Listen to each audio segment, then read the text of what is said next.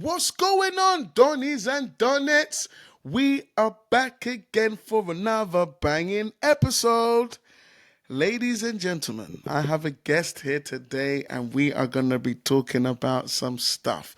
When you start to get really, really, really busy, you're going to need a way of managing your bookings, managing how things happen. And this guy is busy. He's flying abroad. He's got a brand, 2 different brand companies that he runs. He's a multi-performer, so he does more than just DJ. He needs to manage all of these different things that he has. And we are going to talk about management, having a manager to manage you as a DJ. How, pros and cons, all of these things we are going to be talking about in today's episode. So strap in, buckle up, and let's roll that VT and get into it, bruvs.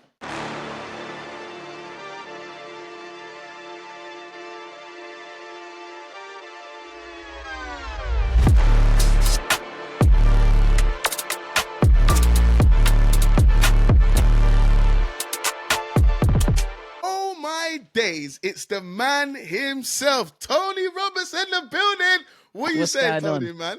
How you doing, brother? How are you, mate? You good? Bruv, I'm fantastic, man. Even better now I've got you on there. Good vibes, smiley tone every day. It's a pleasure, brother. Up in the morning. It's a pleasure. Thank you, mate. I know it is an early start, I must say, but listen, I've got to do it. I love it now. I really enjoy it. You know, when I first thought about doing it, I was like, oh man, it's got a lot of early starts. But listen, we're building a good community on there, you know. Yeah, we're gonna definitely get into that. We're definitely gonna get into that. So guys, man, I have this guy. Oh my god, there's so much to talk about, Tone, and I don't even know where to start. We're gonna get into a lot of juicy things. But before we get into that, if there's anyone that doesn't know the man, the myth, the legend, that is Tony Roberts, please give us a bit of a background about how did you kind of get into DJing? How did it kind of start? Like, where did it kind of start with yourself when it comes to DJing? Well, where to start? I mean, my mum and dad are both singers anyway. So, like, I was a singer. Obviously, I've been a singer before I was a DJ. So okay, that's another.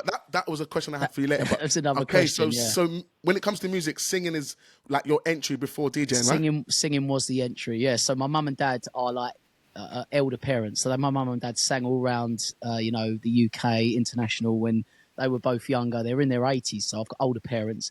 My dad grew up in London. He's a Cockney boy. And he used to sing all around the old school nightclubs. He used to do all the old crooner stuff. Do you know what I mean? Frank Sinatra, Dean Martin, all that stuff. And my mum, she grew up in the north of England. So she used to sing all stuff like Brenda Lee, Connie Francis and all that. And then, they got together a bit later in life and they had me. And I just got brought up first, going to lots of gigs and singing with my mum on stage when I was like 4. And then, as soon as time moved on, and obviously I was listening to music on the radio, I was listening to music online, and garage was a massive part of my youth. As you know, I love garage. I work with a lot of big garage artists now, which I'm quite lucky to do.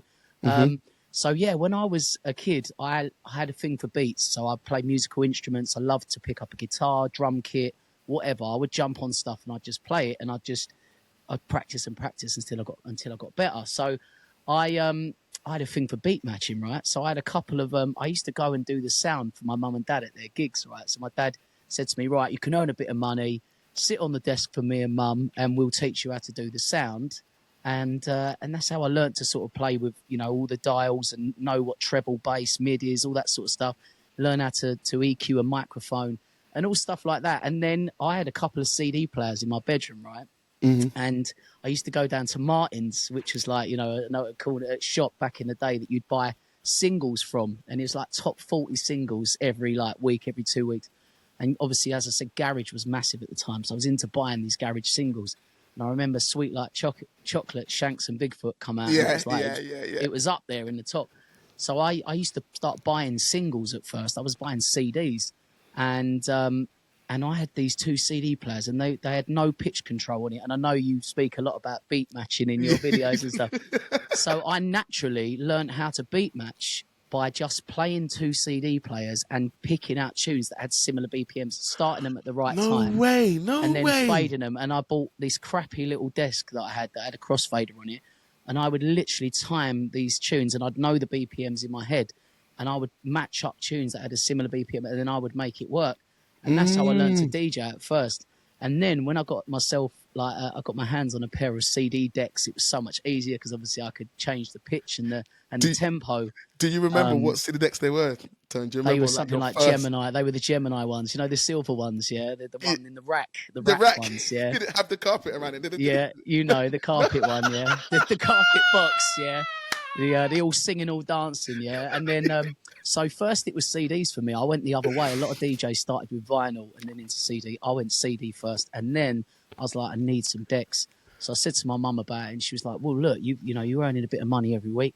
So I found this guy that lived around the corner from me, and he had a pair of these terrible cam belt drive decks, bruv. Yeah, and I was like, Bruh. "Oh my gosh, you've got to push these things round to keep them in Oh, time." come on, Tone. I And remember. I still have so the same yeah, ones, bro. and then I used to go down to my local town, which was Basildon, Essex, and that's where I come from.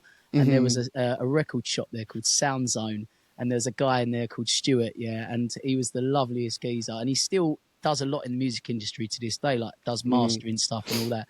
And he used to bring out his own tunes. But every week I got a really good relationship with him because I was earning about £50 a week when I was like 13 years old, which was a lot of money back then. Back then, yeah, 100%. And you know, from my mum and dad's gigs, and I was working for it, and obviously I had no bills, so my dad was like, "Go and do what you want, like go and buy records because you're just investing in yourself for later on in life." Nice. So every week I would take that £50 and I would go into that record shop and I'd go, "What have you got for me, Stu?" And he'd give me a massive pile of white label records, and I'd listen and I'd listen and I'd listen through. And that is just such a fun part of my childhood because you know, people that I listened to growing up, that I, you know, looked up to, that I bought their records, you know, I get to work with now, 25 years down the line. It's madness, but we can come back to that in another point. But that's how I sort of got into it. And then I just saved up even more, got myself an actual pair of Technic 1210s. Nice. That I'm now sad to say that as a silly boy, I sold them on So, eBay so did I. So for did I, about Tone. 500 quid, bruv. Yeah. And now they're worth a fortune. They were What's worth a mug? fortune now. Tony, if you go on eBay right now, Bro. second-hand 1210s are $750 each. So you're looking at $1,500 for Bruv, an it's a old joke. pair of. It's a joke. Like, Mine were mint as well. I had them in a proper flight case as well. I sold them to some guy for his kitchen. And he was like, "I'm doing a really cool thing in my kitchen." I was like, "Oh, yeah, these would be wicked." And I just sold them for space. What an idiot. Yeah. But that's how I got into the main part of DJ. And then I would go out with my mum and dad, go into their gigs. And then I would, you know, my mum and dad's friends would book us for parties. And then I'd do the DJing part. My mum and dad would sing. I'd get up and sing. And then, yeah, I just got into it like that, really. And then, yeah, it just sort of progressed on.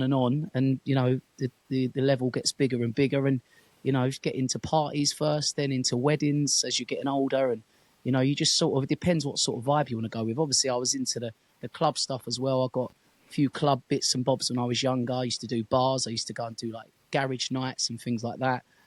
So I had a very wide range of music that I loved. So that's why, you know, obviously growing up, my mum and dad with the music they did, for me, I had such a wide range of music from garage to house to club classics to R&B. You know, all that, what they say now, history vibes, you know, that's what I grew up on. And I still am booked a lot of the time for that type of genre. I've sort of made myself a bit of a niche product in that area. Because I sing as well. I obviously sing and I DJ. And like you said, it's a bit of a unique USP for me. So, yeah. Run with it. Yeah, no, I think that's one of the things I definitely want to talk about next is that USP, because like there's a couple of DJs that definitely stand out when they have like multiple talents that they can merge into one act. Like I know you might have seen there's a DJ guy who DJs and he sax. There's a DJ guy who has the bonk. He DJs and he's got the electric bongos to the side. Yes. There's another girl that does the same thing. There is. So when I see DJs like merging styles together, I think like that's amazing because one, 100% you stand out. If someone wants to say, you know, the question of, oh, what makes you different as a DJ? That's a straight up thing. Well, I am able to do this and that at the same time. So looking at kind of like your bookings now though, Tone, would you say that people book you more for DJing, people book you more for singing, or do people book you and they kind of want both of the things at the same time? Well, it all depends really. Obviously, as you get bigger at something and as you get more up the ladder when it comes to terms of booking, obviously your price gets bigger. And what I try to do, instead of being like extortionately high in one level, I always try to work with the customer and work with their budgetary expectations and what they, you know, obviously they want you, they've bought into you. This is a massive selling point of what Instagram, TikTok is now. Like for me, they are my main drivers when it comes to bookings. I get 15 to 20 inquiries a week from those platforms. Wow, okay. And that is because of my unique selling point of the fact that I can be in the middle of a crowd, sort of, I would say like a mini Craig David TS5. Like that is pretty much what I do. Like Style, Craig David's one of my idols. I grew up listening to Craig. I've met him 3 or 4 times. He's one of the nicest people. And for me, that at weddings works just well for me because I know how to control the crowd. If, say, like, you know, we all get it as DJs. There's always lulls in the evening. It's how you get round that and it's how you change. Like, another thing I always see in your videos is, you know, you're like, listen, the people don't always have to be dancing. It's the vibe that you're creating. It's looking around the room and seeing that person sort of nodding over there and go, nice tune. Or like that person's tapping their feet. I'm completely on the same wavelength as you when it comes to that. Start it strong. There's so many good songs. When people say to me, there's times when a couple might get a DJ booked in with their package at a venue, right? Yeah. And no disrespect to those DJs. No disrespect. You know, they do their thing, but they're not doing what we do. No. When it comes to beat matching, a lot of them don't do that. Yep. A lot of them ain't on the same wavelength as the customer when it comes to music, so they have to Music, create a lot 100%. a lot of playlists for that DJ to play off of. So when it comes to me coming in to somebody's wedding because they booked me to do 45 minutes of singing, and they've picked off of my set list or seen videos of me online doing my mashups, doing my sing, you know, and I go to a DJ, oh, just to check with you, my friend, like this is what the bride and groom's picked out for me to sing tonight. I've had DJs in the past go to me, oh, no, you can't sing that, bruv. You can't do that. You can't do that. And I'm like, what are you talking about? What are you talking booked about? by the bride and groom to sing. To sing. Like, They've selected this. You're covering the whole night. I'm literally doing an hour and a half. And they've gone, well, you're going to do all the best songs. And I'm like, bro, what do you mean the best songs? You've just told me that you've been DJing for 20 years. You're telling me you can't get around 14 songs. Yeah. Like, surely. There is hundreds and hundreds of thousands of good songs. I guarantee most DJs, top end of their game, that are doing what we do every weekend, will get to the end of a night and they will always go, I've got to play that one. Every single time. I've got to play that one. Every single time. There is so many good tunes that you can play. You don't just have to work around Show Me Love. You don't just have to work around Freed from Desire. You don't just have to work around This Is How We Do It, Be Faithful. Don't get me wrong. They're big tunes, They're big tunes and they work. They're floor fillers, But there's also so many tunes that go off. And you could play a song that someone hasn't heard for 15 years and it instantly transports them back to a time and a memory when they were a kid or when they were growing up or just a mad time in their life. And they're like, oh my gosh, you remember this tune? And they get proper hyped. And that's what I love about being a DJ as well as a singer. Because with me, I can obviously play a song, but then I can mash up another tune over the top of it while I'm playing it. Yeah. And the great thing about the technology that we work with these days, as in terms of stems and things like that, I mean, a lot of DJs sort of mug off the more technical DJs and say, oh, you don't use vinyl anymore. You don't use CDJ. You're using computers. You're using this. And I'm just like, listen, move with the technology, mate. It allows 100. You to be more. So flexible and do more. I mean, I can literally be playing a song. I can drop out the bass line. I can drop out the vocal. And all of a sudden, I'm singing a completely different mashup over the top of that song. And everyone's going mad. It just completely changes the game for people that are a bit more creative. But yeah, I love it. Do you know what I mean? I love it. It doesn't matter to me whether I'm singing Luther Vandross or whether I'm singing a UK garage smasher. I love music. I love bringing the vibe. I'm very similar to you. We've worked together a couple of times. Yeah. We both bring the energy. And that, 100%. When it's someone's wedding day, it's the biggest day of their life, apart from having children, of course. We're both fathers ourselves. It's the best job in the world. I love being a dad. But when you're at someone's wedding, it's the biggest day of their life. You've 100%. got to give them a party to remember. 1000% tone. And I think like that is definitely one of the big things that's set you apart from a lot of other DJs. One thing I loved is that when we was both on Gareth and Lizzie's wedding, oh my days. I remember pulling up, obviously she's told me before, like, yeah, Tony's there. I'm like, oh my days. And I was thinking, for both of us to be on one gig, I was like, she doesn't even know what she's done. Do you know what I mean? Like, you've got powerhouses at your wedding day, and like the mad thing is, she didn't even know that we'd watched each other online as well. Yeah. She didn't even know. So when I pulled up, I'm like, yeah, I'm spying on Tony when you was doing like the drinks reception, the drinks reception part, which is a very chilled out part of the day for me. Like I obviously grab my guitar, and that again allows me to be flexible because You know, again, people, you know, some people have got thousands to play with. Some people haven't got as much. You know, at the end of the day, you know, there's different levels of entertainers, singers, DJs, bands. You know what I mean? There's bands that charge 25 grand. There's bands that charge 4K. There's bands that charge 500 quid because they love doing it. There's all different types of people. There's all different types of budget. But at the same time, normally, you know, if you're expecting to get champagne for orange juice money, you ain't going to get it, bruv. Like, and that's me being completely honest. I appreciate it, Tony. I appreciate it. I love this kind and of there's talk. a lot of people out there that think that you can just message someone on Facebook and go, well, look, I got £100. This is what I've got. And you know, and then they go, oh, sorry, you're way too expensive. But I'm like, listen, that's fine. There's DJs out there that will work for that. Yeah, they will. But then I've also had brides come to me and go, I'm so gutted that I didn't have you for my wedding in the end because the DJ that we went with, he absolutely ruined the wedding. Yeah, and I was like, well, what can I say? What can I say? You nothing. At the end of the day, you know, we work hard as DJs, as people that are in the music industry to push up as much as we can. You know, this is our job. It's just like you starting off as a junior in a stockbreaking company, and you wanna work your way up to the ladder to earning the big bucks, but also doing the big stuff that the big boys do. You know what I mean? When they're DJing to 500 people at a wedding, when everyone's hands are in the air, and there's different levels. Like there's all weddings that we started off at where no one really cares what the DJ's playing. They're just there for the free buffet and the free bar. Yeah. The night out. We've all been at those weddings. We've all been at those weddings. Yeah. But when you start getting into a level of customer where money isn't really an issue, everyone seems to be a lot more relaxed. Yeah, don't you find that's kind of strange, isn't it? Like you wouldn't think like that. You would think It's that just those no clients one's are bothered. harder, but no one's bothered about the free bar. No one's bothered about the hors d'oeuvres that are coming round on a. They just want to party, mate. Yeah, they they just wanna want have to a good be in the time. middle of the dance floor, and they'll get a drink, and then they'll go to the bar. I mean, that again for me, like there's all different things as well that comes into booking a wedding.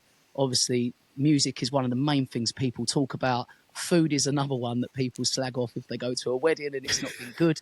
But, you know, if one thing I could say as a bit of advice, just to quickly touch upon, if you're booking a wedding venue and you're going with a lot, you know, you spent a good bit of money on your entertainment, whether it's a DJ, whether it's a band, whether it's the whole shebang, the sax, the bongos, make sure your bar's in the same room, because for me that is a big no-no. When you've spent a lot of money on entertainment, you want all your guests and you to enjoy it, but unfortunately you've stuck 25 minutes out the room every time to go and get a drink. If you do that 4 times in a night, you've lost an hour. 100%. I mean? And people don't realise that.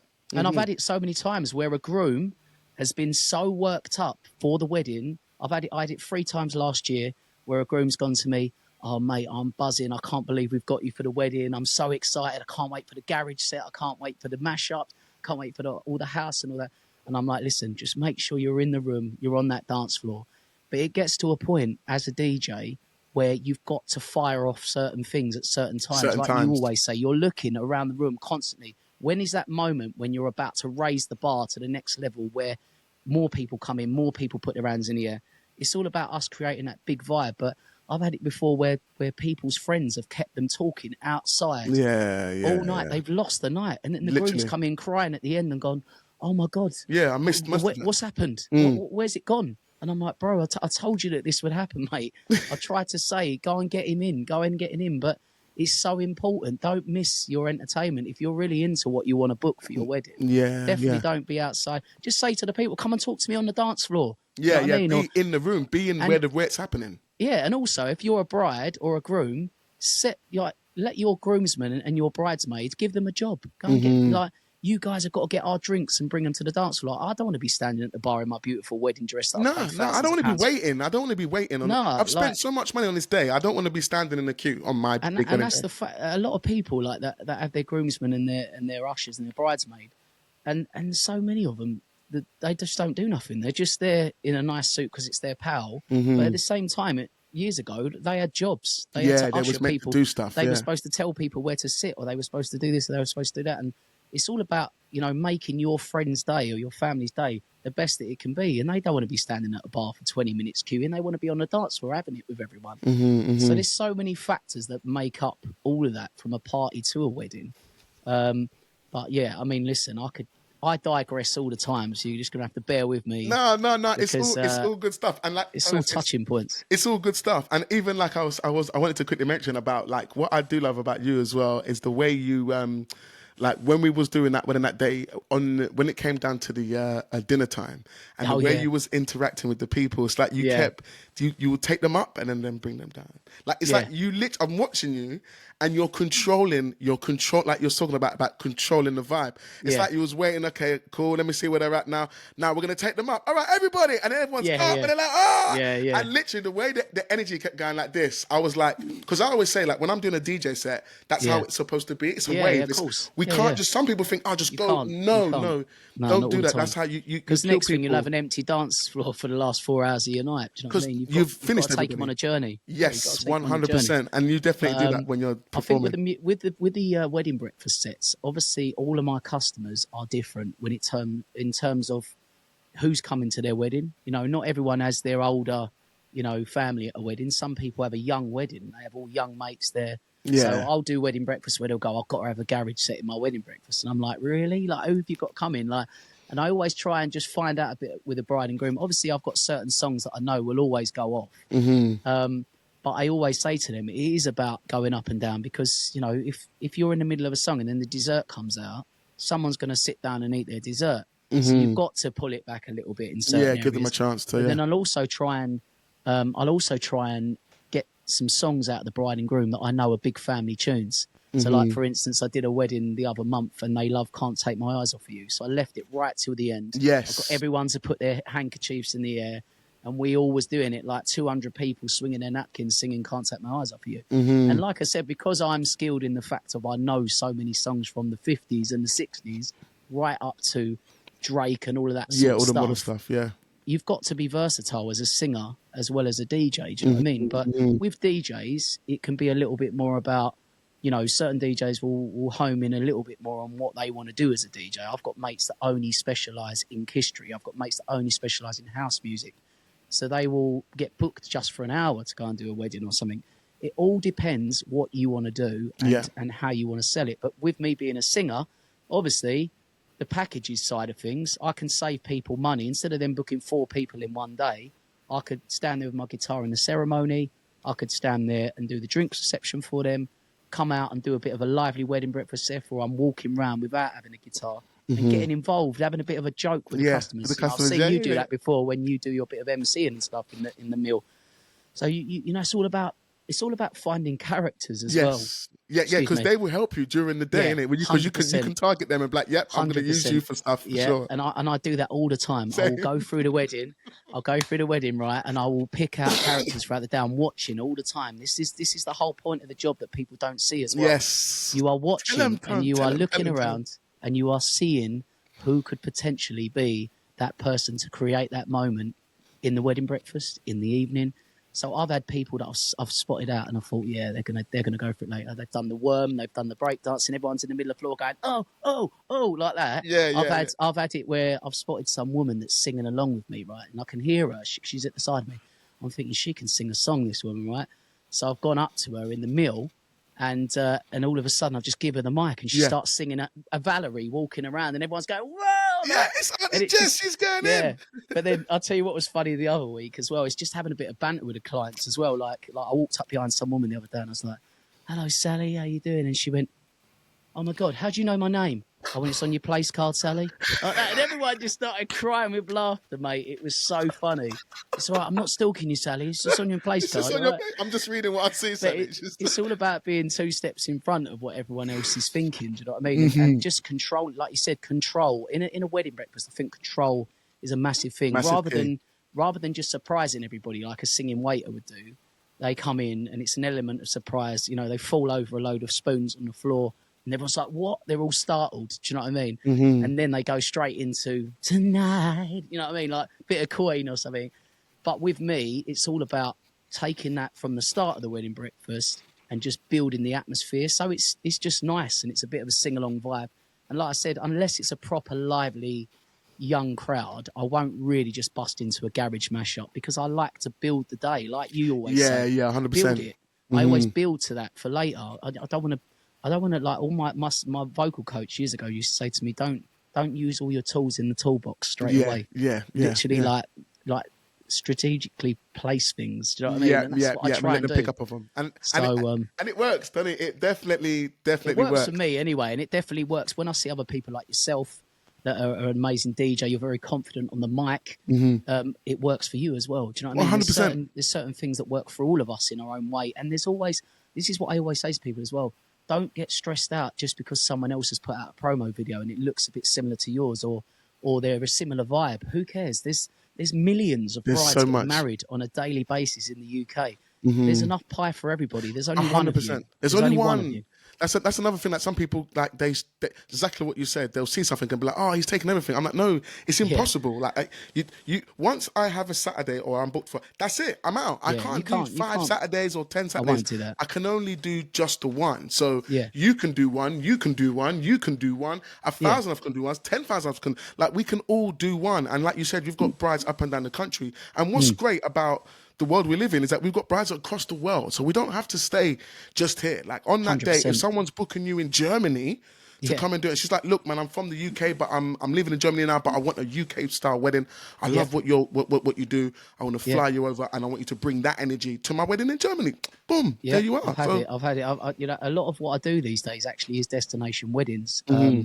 So a lot of that, you know, what a lot of people, it scares a lot of people, and it is a bit daunting. The first time you go abroad to do a sort of overseas wedding, you are worried because if you're if you're a professional and you really care about what you do, you know, the last thing you want to do is turn up and there's a speaker blown, there's some dodgy something's not right equipment-wise, because you're in another country. There's nothing you can do. Always send a rider to the bride and groom. You know, always send a rider. Make sure that the kit is very similar, if not the same as what you use in the UK, because then you're going to be confident. You're going to walk into the venue, wherever it is in the world. I guarantee you, if you walk in, it's the same decks, it's the same speakers, it's the same desk that you always use. You're just going to go bang, and you're just going to press play, and you go. Whereas if you walk in and it's a whole different brand to what you've ever worked with before, and for instance, it doesn't sound right, then you've got to stress yourself out trying to work out how to control it, because not everything is the same. All brands are different. 100%. And you've just got to always be on top of things like that, and just, you know, all the whole thing of flying things over there. Do I need to take decks? Do I need to take a controller? All depends on the client's budget. Do you know what I mean? If they've got the money to hire the whole shebang, let them do it. Just walk out with your USBs and your laptop. Always have a backup. Always have an iPad, USBs, whatever. Always have a backup if you're a DJ, because we've all seen how that can go. You know what I mean? Especially when iCloud come out and all that. You know, and I remember turning up at a gig one night and all my songs had gone up to the cloud, and there was no Wi-Fi. And I'm like, what? Where's my music? Oh my God. So that happened to me once. But lucky enough, I've got 2 laptops. So I always have a spare.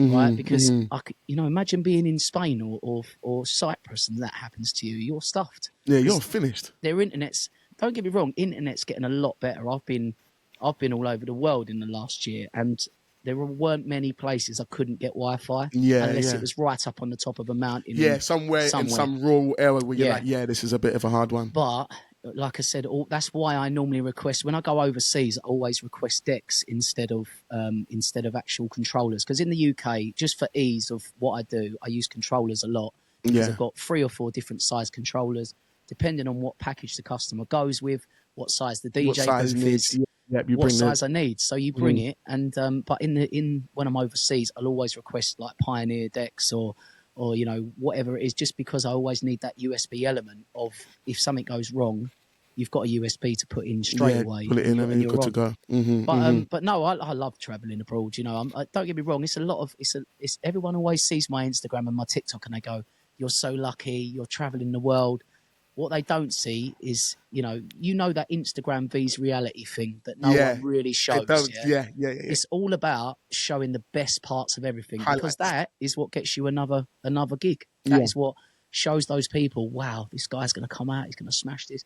They don't see that you got delayed for 5 hours and you're sitting in the airport and and you're like just sitting there and it's boiling hot and you're like, and you get home and you're sleep deprived, and then your little 6-year-old son wants to jump all over you, but that's the whole point of it. Like you've got 100%. to be, you know, versatile. You've got to be on your A game all the time when it comes to this, and you've got to be able to just switch it on, you know. And both, I know you're very similar to me in that respect. You're a very bubbly guy anyway, but I'd say I'm a little bit more reserved. But when I get to an event, I always turn it on straight away. Yeah, I Do you know was just what I going to mean? say, you're not reserved. Turn it. I am to a certain Nah, degree. but I think when you're just on a talking man, but when it comes to your performance, man, you Yeah. you you No, the you performance bring it. side of it. You bring Yeah, it. yeah. It's a mask, isn't it? Do you know what I mean? You put a mask on and you just go for it. Like I just Yeah. put it's like Jim Carrey. I put ooh like that, just go for it. And it just takes a hold of me, and then I'm like, bam, I'm in there. Do Yeah, you know it's what I mean? time to perform. Now I know what you're saying, I'll talk or 100%. sing to anyone. When I'll talk or sing to anyone when I'm in performance mode, I will. But apart from that, I'm just nice and polite Tony that just smiles and just nods to everyone. Smile away, That's boy. it. Smile away. That's it. Oh, nice one, man. All right, Love Tony, it. man. There's got something I definitely. Well, one of the main reasons why I did want to bring you on today Yeah. is to talk about how you manage like your bookings. Because as we've touched on a few points, you're a busy guy, Tony. You do Yeah. two different things, so you can get booked just a DJ, you can get booked for just singing, you can get booked for ceremonies, dinners, receptions, some. You're doing abroad stuff. There's so much things that you're Yeah. doing, and Yeah. some people will look at that and be like you're saying, he's so lucky. But one thing I know, when I see a lot of output, I see a lot of work. And Yeah. one of the things I know when we've spoken offline is how you manage that. But I wanted you to kind of share with some of the people, how do you manage that workload? Because one thing about you as well is that you're like myself in that sense. We love being dads and we love our children. Do you know what I mean? And when I see you with your son, the jokes you do, everything you do, I'm just I can see everything. And I know love it. your son loves you and stuff. Like, well, you know that he loves being with you. But going back to it, managing all of that, what do you do to keep tough. it all under control, man? Yeah, it's tough. It's like, the thing is, like I said again, on Instagram, you wake up in the morning and you go, what's going on, guys? It's your boy Tony. Hope you're well, blah, blah, blah. You're walking along, doing my daily routine. But then after that, people might watch me on TikTok in the morning and then I'll come off of there. But, I don't just sit around doing nothing in the week. I'm straight on the phone to my manager. And when it comes to management, it's one of those things where it's depends how you want to live your life. Like for me, as you just said, being a dad is so important to me. But I've always had a management since probably for the last 15 years. And So is that kind of normal in your world in that sense? Not really to a certain degree. It's getting a lot more common now because a lot of people are sort of listening to what I've got to say and understanding where I'm coming from. So when you first start off doing this type of industry, obviously you're only probably getting like an inquiry a week, maybe two, maybe one every couple of weeks. It depends. But at the time, I was also working for an agency, which is one of my really good friends' companies. So they were getting me like work when I was just coming up. I was singing in places like Butlins, Haven. Do you know what I mean? I was doing casinos. I was doing all the Genting chain. I would do like 30 nights at Genting Casino.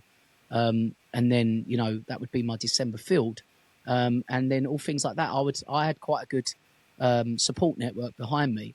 And then when it come to it was, because it was my friends that were running it, I was like, look, I think you should just manage my diary because it's just easier that if we've all got one date sheet to work from. Yep. And it's just easier for you to deal with customers on my behalf, because the problem is now is back then I was probably doing 20 weddings a year and a lot more of that sort of other work where you literally turn up, no one's even got to know you're there for the night. You can literally go and sing an hour and a half and then you're back in the car and then you go and do it the next night and that's it.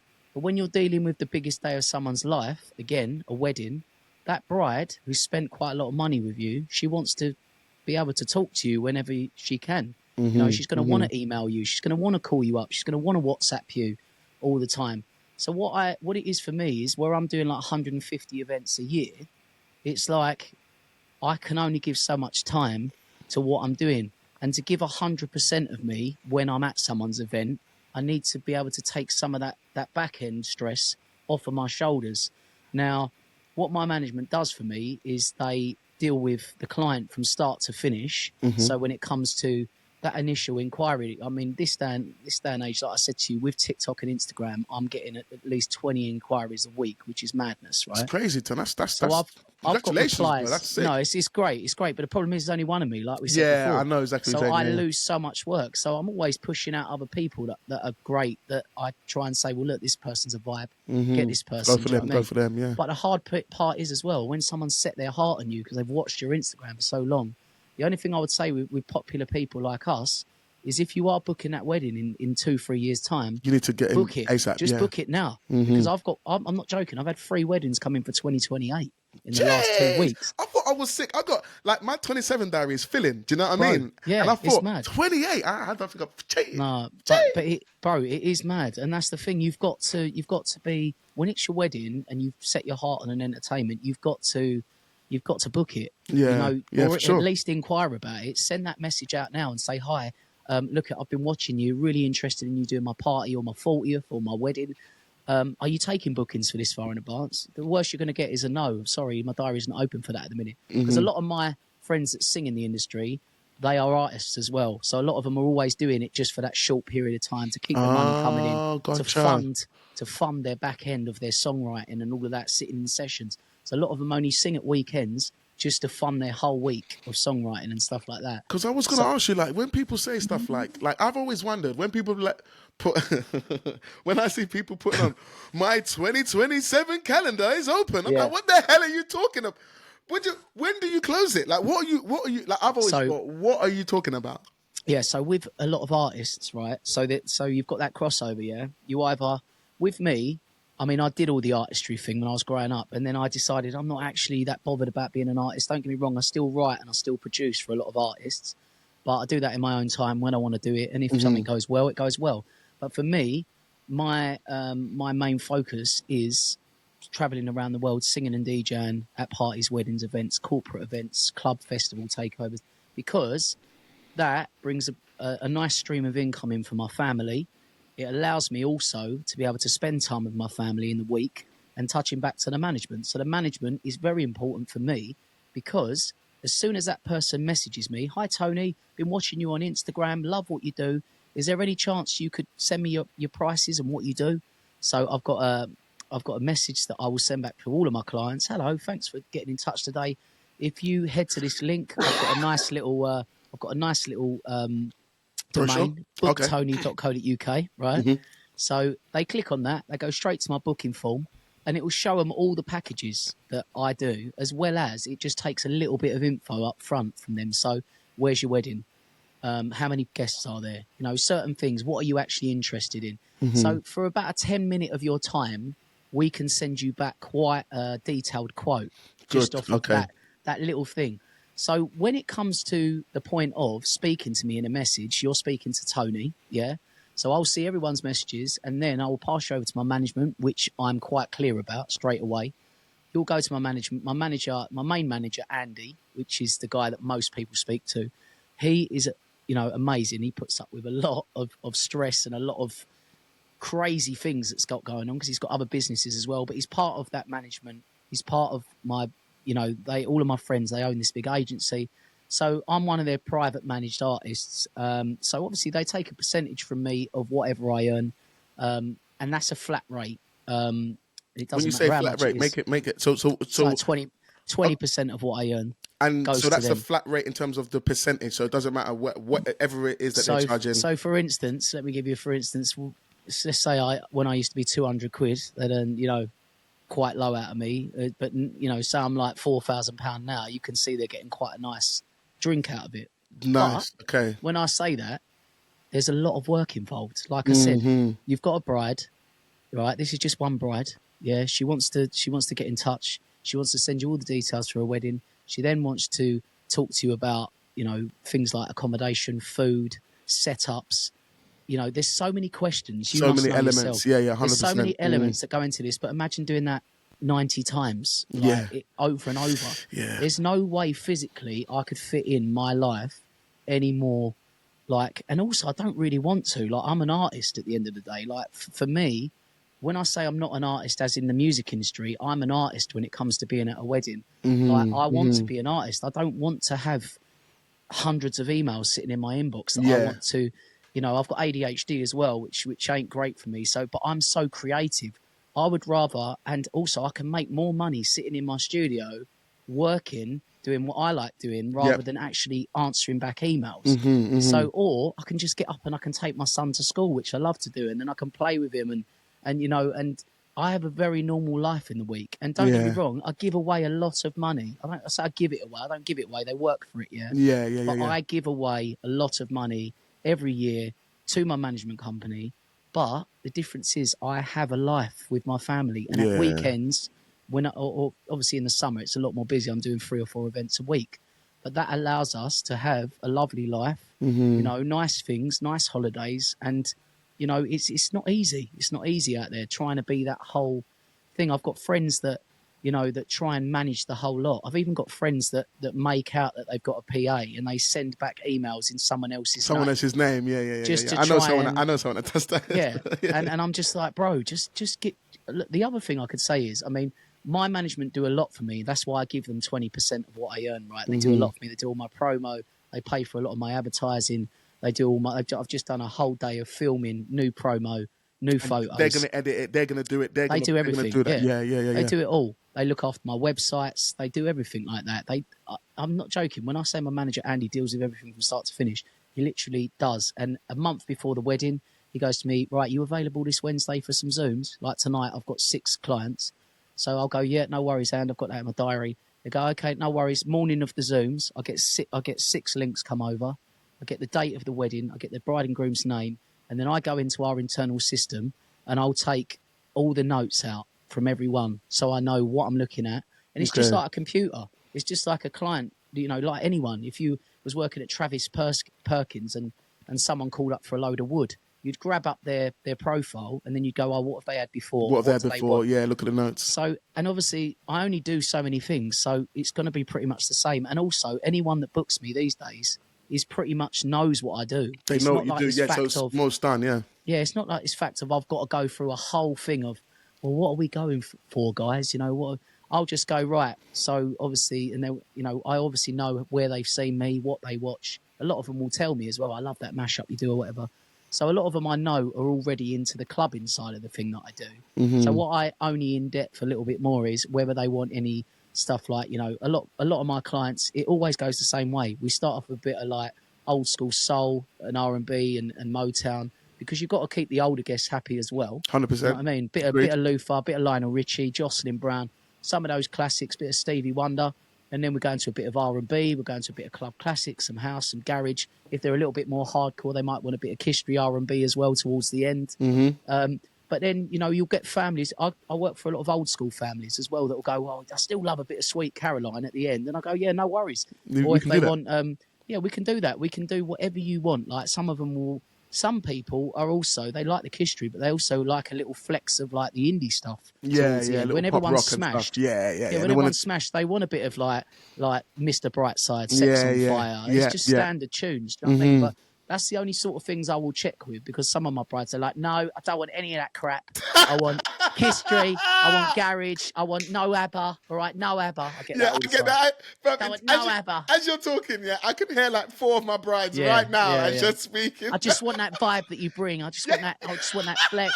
I want that history vibes. I want it banging all night. I want to dance all around.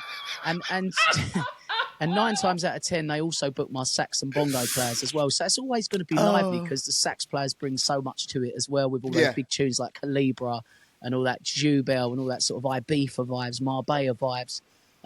So, yeah, I mean, for me, it's like I pretty much know what I'm walking into every time I get onto a Zoom call. Don't get me wrong, there's always customers. There might be 2 or 3 customers a year. The husband don't know who the hell I am. Yeah. He don't know what I do. Nah. But he likes a bit of 80s pop. But that's fine. Cool. If you want a bit of that, I'll do that. We'll do a little bit of Don't You Want Me Baby and a bit of like Erasure. I don't mind. Honestly, like I say, when I say I got brought up on everything, I am a multi-genre DJ. Yeah. So it's perfect industry for you, just because I specialise, and I'm a mixologist, as in the fact of I mix everything live, I match BPMs. I don't just, you know, like we were saying earlier, I wouldn't just play La Bamba and then go into DJ like an MC neat. It's something I would never do. Do you know what I mean? I structure everything. So if I'm going to go back and if someone wants a rock and roll set and they want a bit of Let's Twist again, we'll do all that side of stuff. But I ain't going to do that, and then I'm going to flex in a little bit of that and a little bit of that. I'll do it in like in genres. I wouldn't just mix it like that. That's not my style of DJing. And for those cooler edge DJs, and obviously there's a stigma with like DJ Dave from the pub, the local, you know, where they just play whatever they want and they don't care if they're mixing it or not. It all goes back to the class of what you want to book for your event. You know what I Yeah, mean? 100%, bruv. 100%. If you want that sort of big atmosphere that that you're watching on these social media platforms, then 9 times out of 10 those people are a little bit more pricey than the normal person you would see in your normal pub. 100%. Something like that. 100%. But then there's not just the fact that we're skilled. You know, you're not just paying for our skills, you're paying for the amount of equipment that we've got. Yep. The quality of the equipment we've got. You know, we spend thousands. So many people don't even realise how much 100%. money speakers cost, how much money controllers cost. Even like a moving head. Most moving heads are at £600 above. Starting. Starting price. That's a starting price. Do you know what I mean? That's without all the rest of it. So that's why there's so many different levels to what we do. And, you know, we'll all have those weddings where one week we could be at a golf club and we'll bring in all of our own kit and it'll be a certain price. And then we could do a wedding at the Savoy in London. And then you've got a whole AV team coming in to do bringing this. in externals. You know, you've got stages, you've got sound, you've got lighting, you've got haze machines, you've got proper people working on this, like an actual team. Where you just have to turn up and do your thing. I used to do a lot of Jewish weddings in London on a Sunday when I was younger because I didn't do many gigs on a Sunday. So I used to work with Jewish wedding bands like Totem that are out there at the minute, like the Function Band, one of the biggest bands in the world. They're the prices that they charge are like, you know, anything from north of 15k up. Yeah, it's 25k. Yeah. But they are top of the game when it They comes are. to. They literally are. The profile shows that, and if you go and watch them at an event, they back it. Yeah, 100%. They're worth that money because of the whole. You're not just paying for them to stand there and sing. They've got a whole team of people involved. That's why it is 20k, because you've got all the AV company, you've got the sound and lighting. If you want that wow, you've got to pay for the wow. You've got to pay for it. It's not just a few people grabbing the microphone and standing on the stage. There's a lot more behind the scenes that makes that happen. So the amazing things that people do see online, especially when it comes to the function band, but I just think, that. But again, they're all managed. Do you know what I mean? That going back to a management point of view, management is very, very handy for people that are very busy. You know, especially in the summer. You know, if you're doing 3 or 4 events a week, the last thing that you've got time for when you've got kids as well is to be sitting there emailing brides that have sent you a thing and they want an answer now. They don't want to talk to you tomorrow. Their wedding's next week. They want the answer today. Does Tony want this? So my manager will straight away answer everyone. And that's the thing. It's just organisation. For me, I'm dealing with high-end clients now that I can't afford for them to be doubting my service. Do you get what I'm saying? 100%. It's not just about me turning up on the day and bringing the fire. It's about the experience from start to finish of booking Tony Roberts. If you want to book me, you know, the whole thing is a process to go through. It's not just like, give us 200 quid and I'll turn up on Thursday. Do you know what I mean? It is literally this. It's what I'm saying. It is just so many different ways you can look at it. But 9 times out of 10, the people that are doing the bigger stuff, there's a lot of management involved in certain areas. Or, like I always say to some people that don't want to give away so much money, find a friend that's really good at admin, someone that's very organised. You know, it could be someone. One of my mates has recently just started using their sister because she's only working part-time, but she's very organised. She was good at admin. She used to be a PA. So she's good with spreadsheets and all that. So I'm like, look, get your sister to literally run all that back end and then you can just touch base with her every week. I mean, I've had people say to me, why don't you get your wife to do it?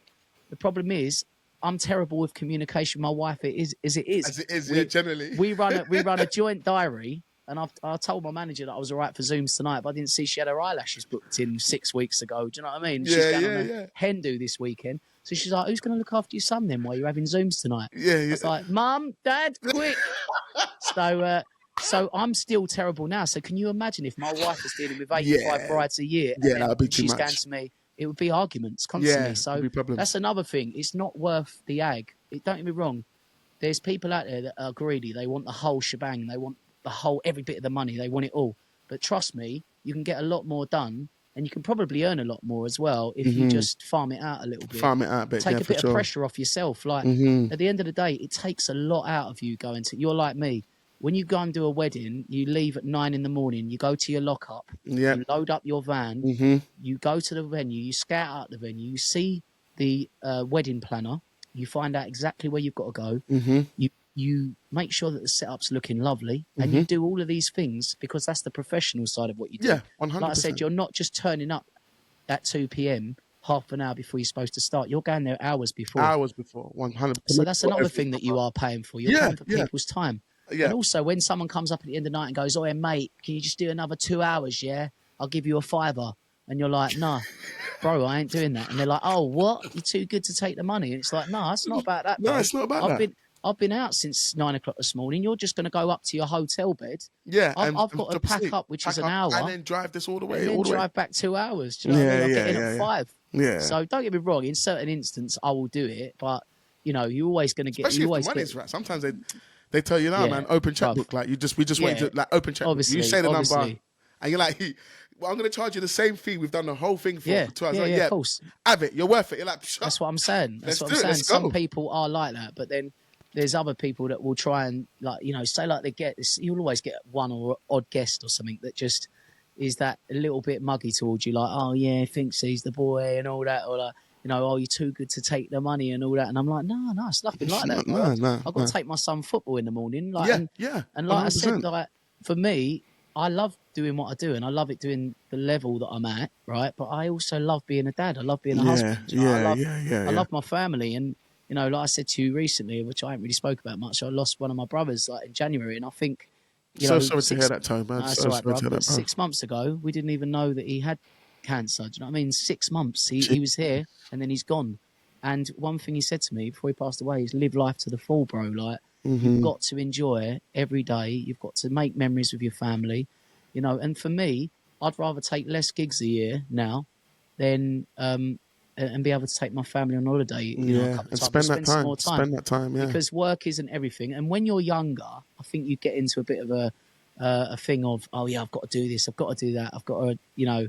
And it, unfortunately, the bad side to social media is the fact that it portrays a whole different life. Yeah. And a lot of people buy into stuff that's not even real on It's there. not even real, yeah. And that's what makes people depressed. And you've just got to try and remember that, you know, a lot of these things are just not real. And you just, you know, certain things it's used for good and certain ways it's not used for. But unfortunately, if you didn't have it, you know, it helps a lot of us in this day and age, especially with the videos. I mean, some of your stuff that you put up with your videos and the way that you know, show yourself entertaining the crowds and some of the transition stuff that you do. You're a lot more technical than I am on the fact of what you show behind the scenes, as in like saying, "Oh yeah, look what happened when I dropped this mix," and things like that. Yeah. And whereas I use a lot more of my singing in my videos that I do. Yeah. Because people do always say to me, "Oh, have you got more videos of you DJing?" But it's just because I'm a singer.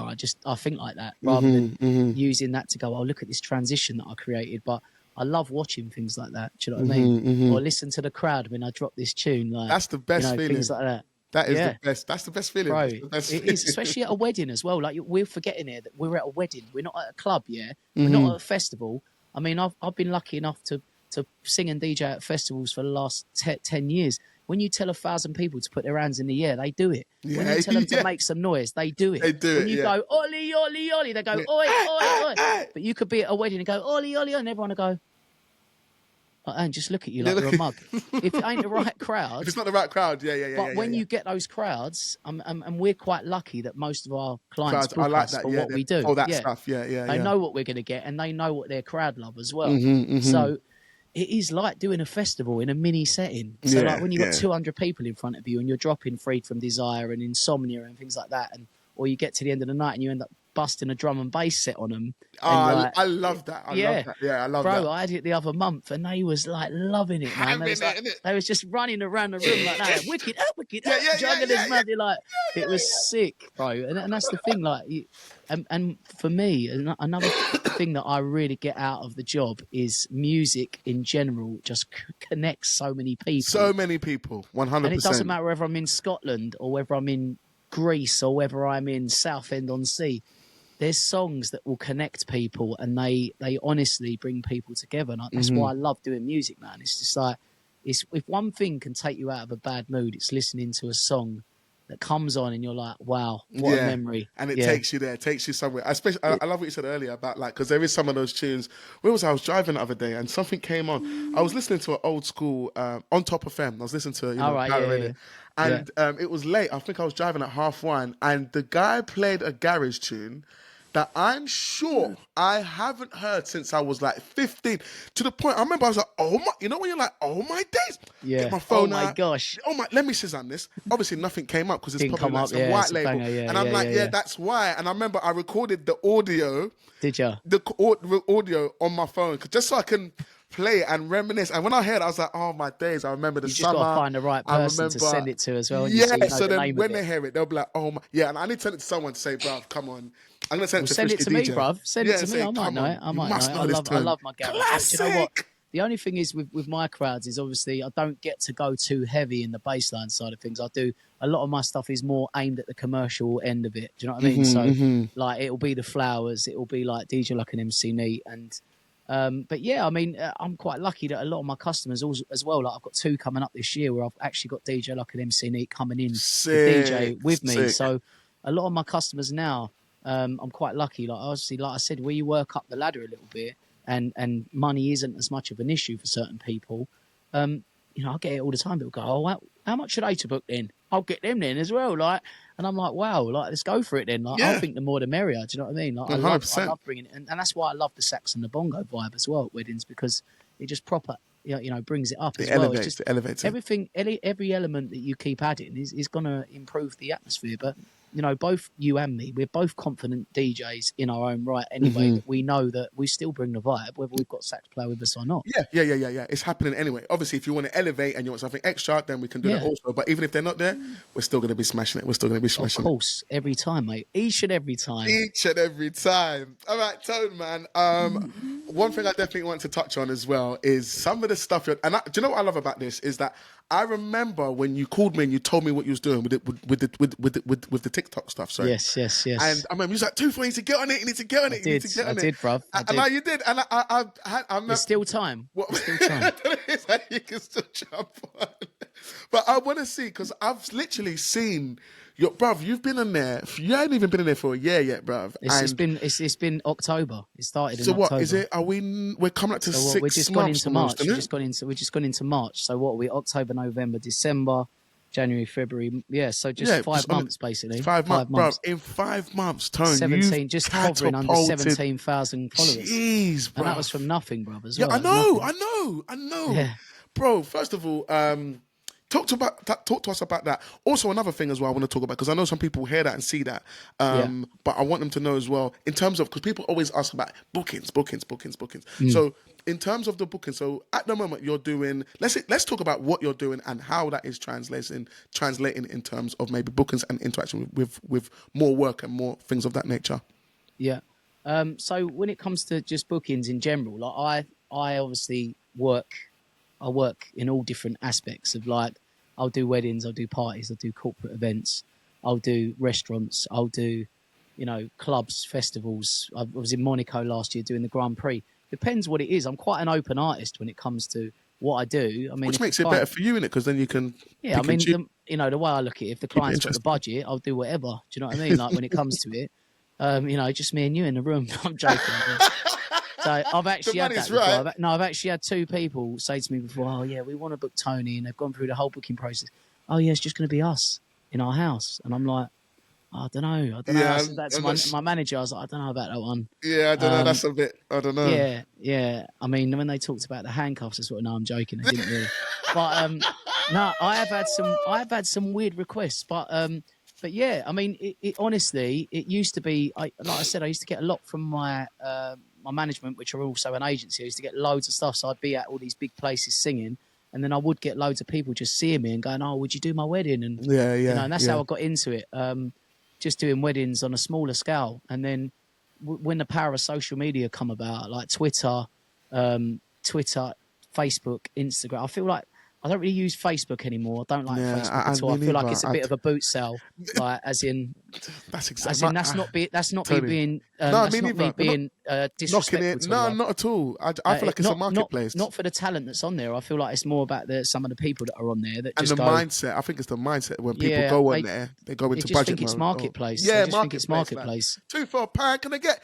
I love Yeah, that for it £1. You're like, is. no, I'm not It doing that for is. £1, man. And it's like, yeah, and it's like there's been people on there that like, oh yeah, well, no, you're a bit too out of my price range, and you're like, okay, no worries, just like It's all good. and then like I said, they're the people that always come back and go, oh man, I wish I booked you now because like it weren't as good as what I thought.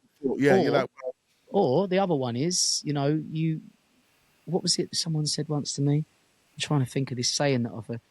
You think it's expensive to book a professional, but wait till you book an amateur. yeah, Meaning yeah, that's a good line. that you can book someone for 50 quid, but number one, they might not turn up. So Yep. you've got a room full of people. No one's You've there. got No no one's. DJ, Mm-hmm. and by that time it's too late to then try and find a DJ. Yep. Number two, they could turn up. Their equipment is absolutely shocking. Sound quality is crap. You feel like you've got or the fact that they're just a rubbish DJ. You know what I mean? Like they've not got your vibe. They don't know what you want. But like I said, again, it's all about the client, the clientele of who's booking you for that wedding. Like I said to you, there's different classes of wedding, and that's not being disrespectful to anyone. Some people honestly don't give a crap about what the DJ is. I've had it before where people go, I don't care about the DJ. I just need a DJ. Yeah. And I'm like, Until that's they one of book the amateur, 100%. yeah, but that's like one of the biggest things. Like people that sort of know what the vibe is, they know that music and food are two of the biggest things that people talk about when they go to a wedding or a party or that DJ was banging. There's people, one thing I say that I say in a lot of my videos is it's about creating an atmosphere that your mates are going to talk to you about 6 weeks on from the party. Yeah. Even longer than that. 6 years on, go, oh, do you remember that party when you had that geezer?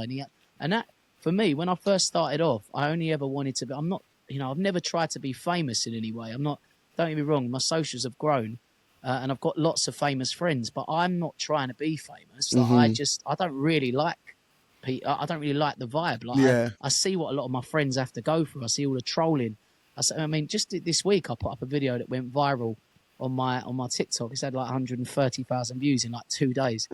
But there's so many negative comments on it. And it's funny how they come in. It starts positive, but then when it starts to go, but like you the said, shows come in. Yeah, but like you said, the people that comment on your things when they're reacting to you, you click on their profile, they've got no videos. They've hardly got a profile picture. They're just keyboard warriors. Yeah, literally trolls. But, literally. It's a shame. It's a shame because that sort of negativity can really hurt someone's feelings that hasn't got thick skin. 100%. But I suppose where I just grew up and I've had a lot of doors closed in my face over the years. And I just know that there's always, as one door closes, another one's going to open. Just got to find it. I'm not bothered as in the fact of, and you're not always going to be everyone's cup of tea either. So someone could go, I love that singer, and someone will go, oh no, it's not a bit of me. I've got it now. There's mates of mine that are like mega famous online, and people go to me, I still prefer your voice. Like I'm not feeling their voice as much, and I'm like, look, that's cool. But I don't really care. Like he's doing what he's doing, and he's doing brilliant. good. I'm doing good. That's all good. And a lot of people say to me all the time, like, because I've got 5 or 6 really close friends of mine, and we're all top end singers. And it's like, is there no rivalry there? Like when we do a night at Sheesh, for instance, and 5 of us will turn up and all sing. Like Moni, Che Chesterman, people like Ryan Green, people like Luke Burr. Yeah, I see them all on your Instagram. You got for dinner. You look like a proper team. And they are my pals. They're my pals. There's no rivalry with me. It's good to see. We're all different. It's like me and you. We're both good DJs, but I don't even look at that. I just think if you're having a party, either get me or get you. Yeah, simple, 100%. And there's 5 other DJs that I would say the same thing about as well, because like I said, there's only one person, but it's just, I think with social media now, it's made it a lot easier to get more inquiries, and that's what's great about it, obviously. And also the videos that we can put up, the technology that we've got now, how we can capture an atmosphere that we've created and then put it up, and people go, oh my God, I want that at my wedding. I need that at my wedding. And that helps us sell a lot easier. Yeah, 100%. Rather than you actually having to go out your way and go to someone's gig and watch them. But listen, there's loads of catfish out there as well that will show the best moment of a wedding. That's why I really rate you as well as a DJ.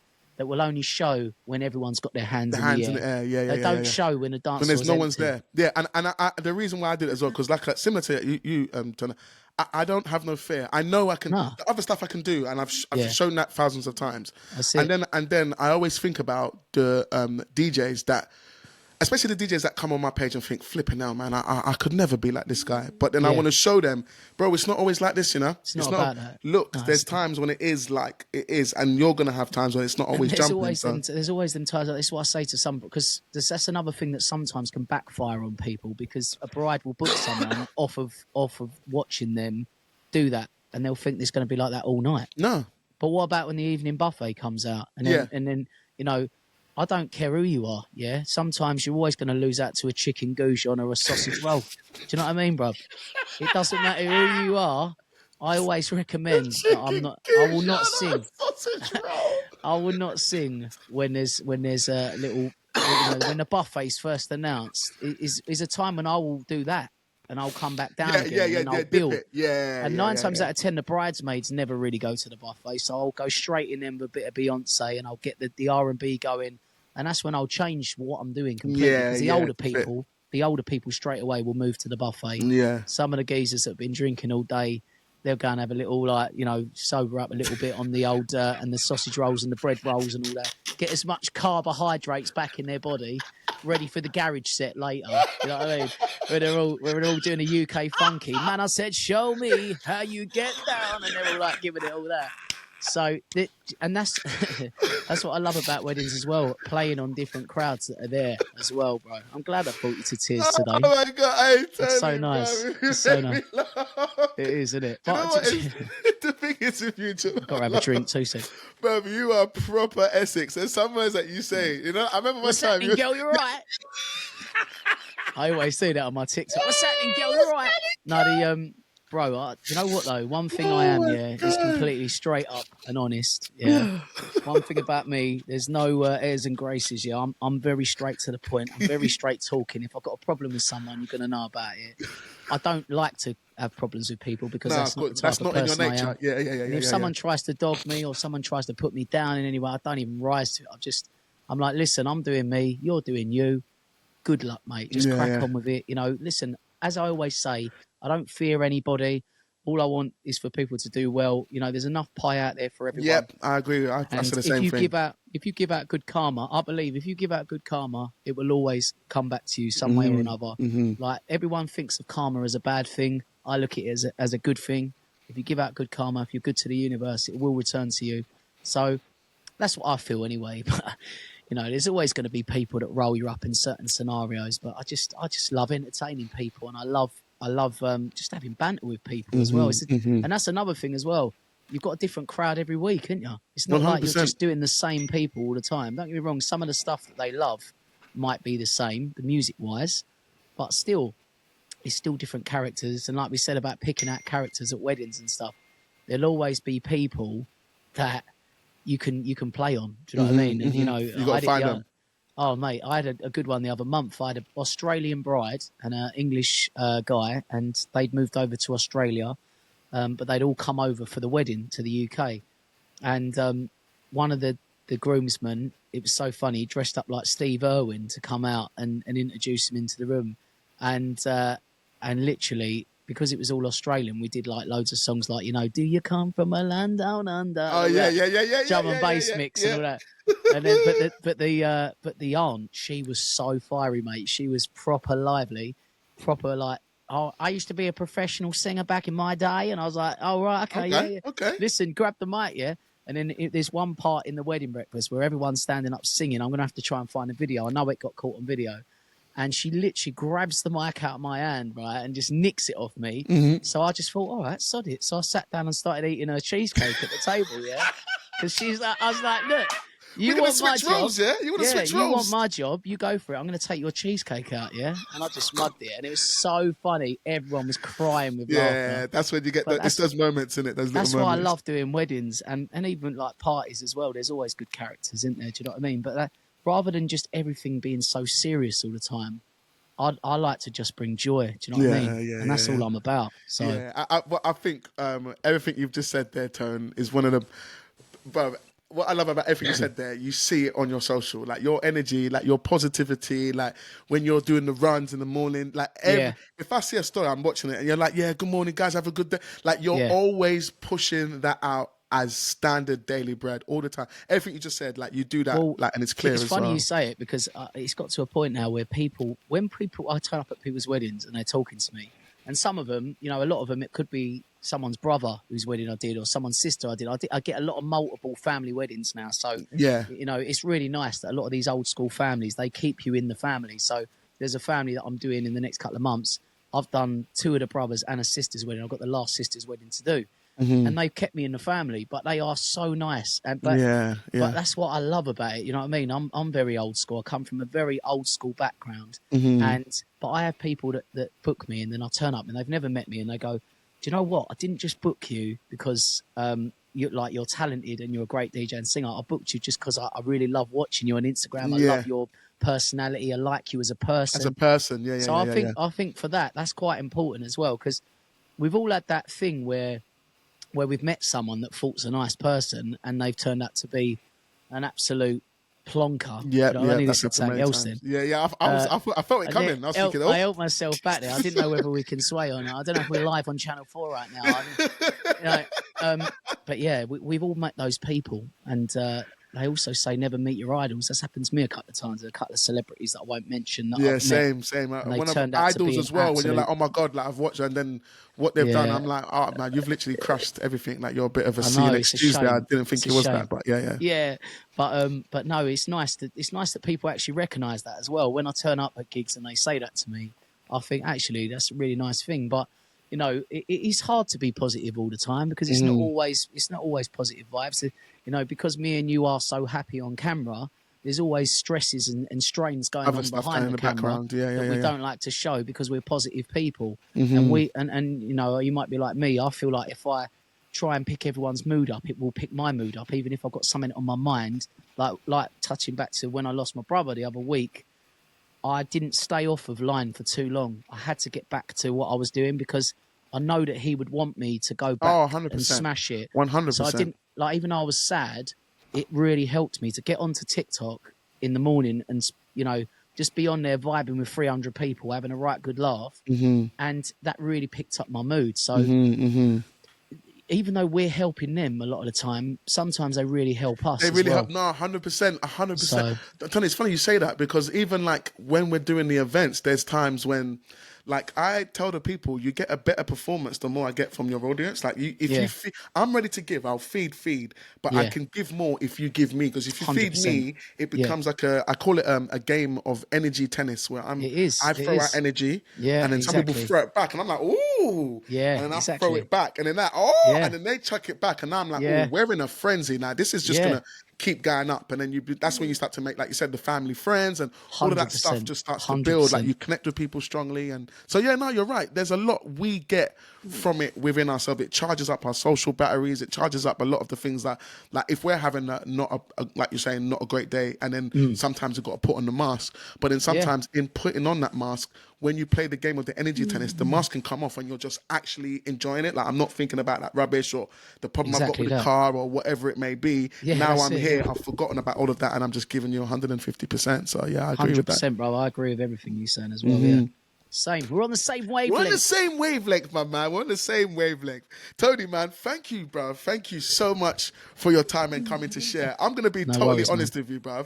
I've got more questions, but I'm looking at the timer and I'm like, It is one of them things, isn't it? It is one of those things. I'm hoping, Tony, you will be happy to come back for another. I'll probably come back whenever you want, mate. You know what I mean? We do a little catch up every few months or whatever. Yeah, What's happening, geezer? What's happening, geezer? Instead of calling each other on the phone, we'll just do a podcast just for a catch up. And let's just do it like this, and then everyone could be involved in it. Everyone could I be like involved. that. I think that could be quite good because there's always other stuff that we can, there's always things that we talk about and that will be relevant to people. There's so many things that you can talk about, whether it's and that's we've not even touched on the actual, all the things that go into booking your wedding as well. As you know, there's so many much elements more behind it. Yeah, 100%. And that's the reason why picking the right venue. Just because it looks good on just because you On think your Google photos are going to be Image, yeah. amazing, Doesn't mean it's it gonna be might have a definitely gonna sound limiter. limit. It It might might have a have crappy problems. loading. Yeah. So there's so many different elements that we could touch upon, but we'll do it another time, mate. Yeah, Definitely. 100%, man. I want to talk about all the stuff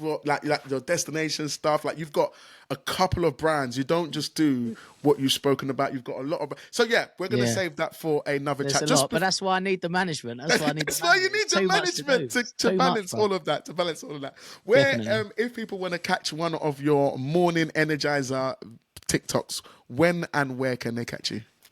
So yeah, just on TikTok at Tony K Roberts. If you're up early in the morning and you're heading out to work, or and you're getting ready, and you want to see something that's a bit more interactive than just listening to a radio station, then you can check me out on TikTok. I do a live interactive DJ show, which is basically it's like listening to the radio, but obviously you can see me and you can talk to me at the same Things time. can actually happen. Yeah, Which is quite cool. We do different points that we talk on and what we chat upon. And also, there's so many people in the chats that have now become mates from it as well, which is mad. yeah. They speak to You've each other built a every community. morning. Yeah. How you doing, Steve? And they're just And having a honestly, conversation on your inside the well, comments. they're You're all like, wow. waiting. They're all waiting for the 247 one to start up as well. Do you know what I mean? So the thing is, I need to add you to the. Do you know what it was? I've got 6 of my friends that all joined the journey when I told them to. Yeah, and now all of them are smashing it as well. And the thing is, the reason why I went onto TikTok, it weren't even like, obviously my mate had ties at TikTok at the time, and he was like, "You need to jump on." I've started to create a network and all that. But what it was more for me than ever was it's just another free platform to advertise your services on. And what better for, obviously, like I said before, the people that don't see me DJ, because I post more content of me singing. What better than to actually watch me standing on TikTok DJing in the morning? You can see that I mix. You can see that I sing over what I'm singing. Yeah.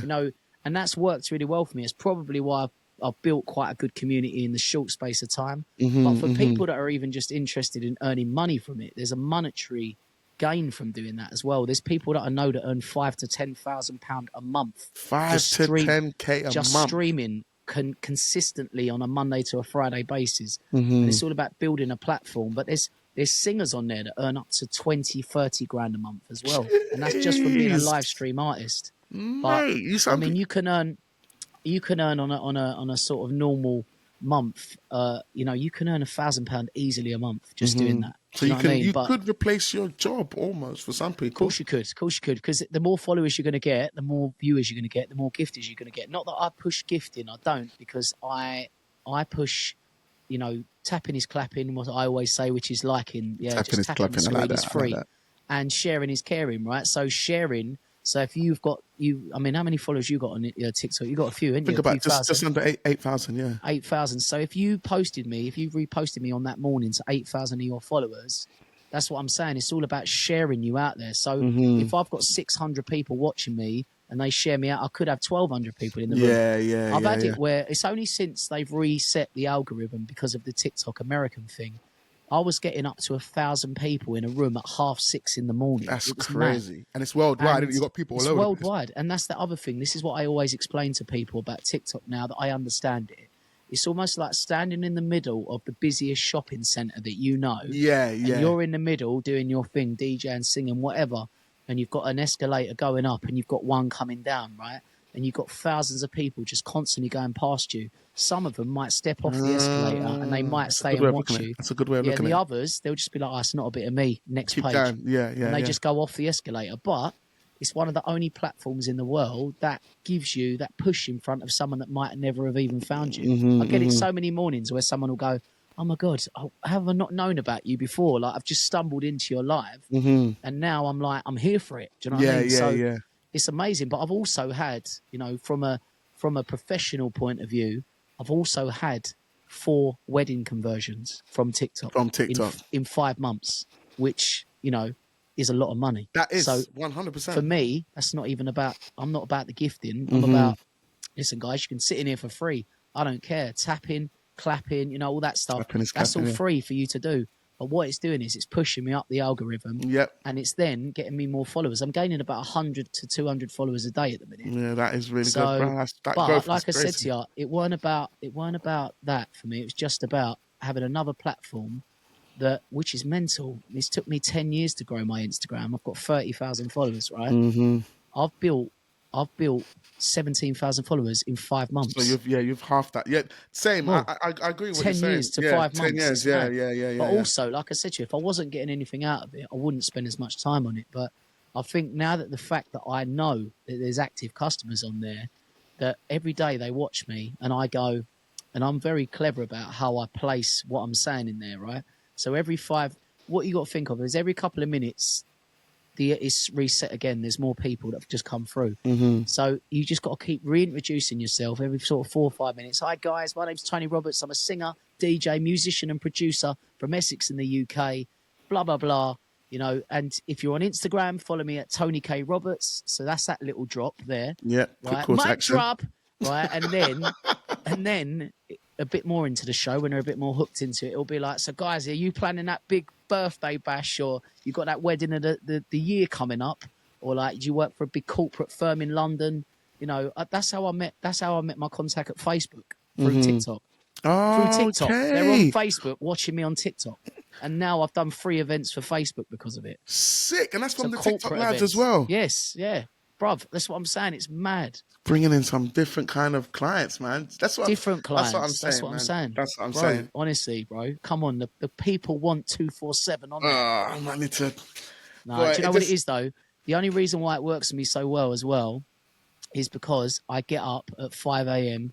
and I do it from 6 till 7:30. My wife and son have not even got up. Not even Do you got up. Yeah, you get it done out of the way. But that's yeah. why it works well. I did start doing singing shows on there at like 8, 9 o'clock at night, but it's hard. It's eating into my time with my wife then when I want to watch Love Island. Do you know what I mean? Love it. Oh, mate. But as you guys can see, man, this is one of the main reasons why you can see Tony has a management, because he does so much different things and he likes to do more things. As you can see, he's doing a lot of the TikTok stuff and the things that he's doing. He needs that time and he wants to spend the time. Yeah, I think more than anything, well. just lets you be more creative. More than anything. Like, I'm a creative. I'm like one of these people. Another good saying that I love to live by is, don't sit back and wait for opportunities, go and make them. Yeah, yeah, for true. Go and create I your own opportunities. Yeah. Don't just think someone's going to hand you a golden ticket. Someone's going to give it to you. That's not always going to be the case. Don't get me wrong, I've handed golden tickets to people for other jobs I've done in the past, which we'll touch upon next time we talk on here. But you know, but that ain't going to happen every day. You've got to knock on doors. You've got to try new things. Yep.